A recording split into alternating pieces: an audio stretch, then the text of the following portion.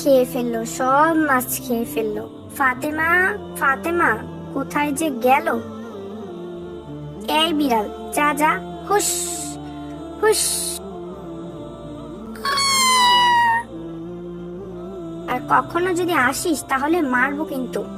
আজকের মতো ছেড়ে দিলাম, দূর হ। আজ ফাতেমা আসুক ঘরে।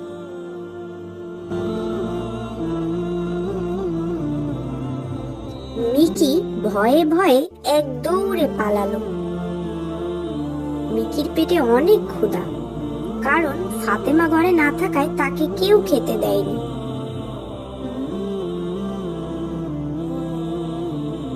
মিকি হাঁটতে হাঁটতে একটা বাড়ি দেখলো। সেখানে গিয়ে সে মাছ ভাজার ঘ্রাণ পেয়ে বাড়ির মধ্যে যখনই ঢুকলো,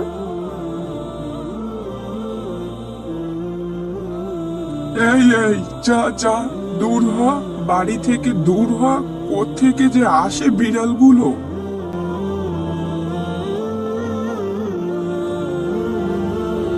মিকিকে সেই বাড়ি থেকেও তাড়িয়ে দিল।